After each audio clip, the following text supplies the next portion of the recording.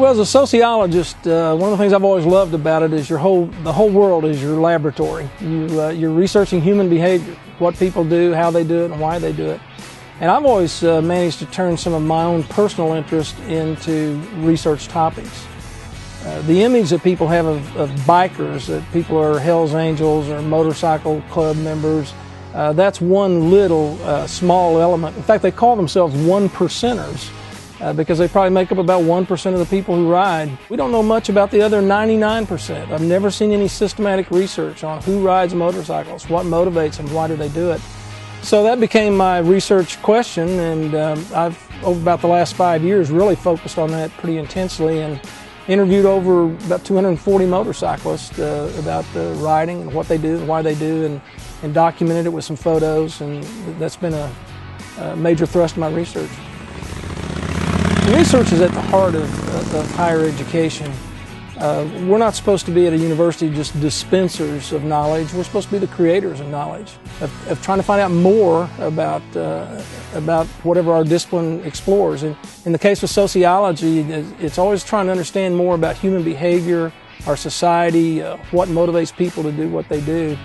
And a critical part of sociology is kind of looking beneath the surface, looking at the things that people take for granted, and trying to do a more systematic scientific analysis of those behaviors. When you really look into the subject academically, when you look at it scientifically or systematically, you debunk those myths. You find out that things are not what they seem. And I think motorcycling is a good example of that.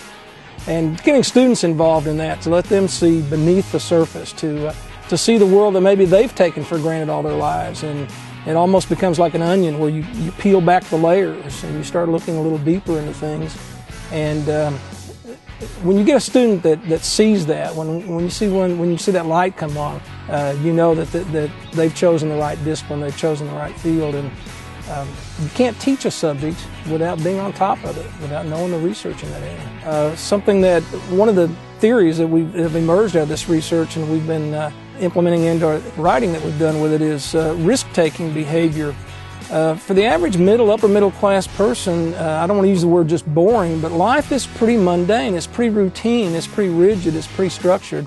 Riding is sort of the opposite of that. Time and again when we ask people, why do you ride? Words like freedom, excitement, exhilaration, come up time and time again as part of the motivation. Almost everybody in America owns an automobile or drives an automobile. Motorcyclists sort of have this immediate bond that when you're riding down the road and you see a person coming towards you on a motorcycle, they have what they call the biker wave. And you've probably seen it. If you've been in a vehicle, you may not have even known what they were doing, but a motorcyclist will almost always put his left hand out. They usually put two fingers out and they just acknowledge the other rider. But I can't think of any other activity or subcultural group that has that kind of diversity, racially, ethnically, sex, gender, and socioeconomically. It's unique, I think.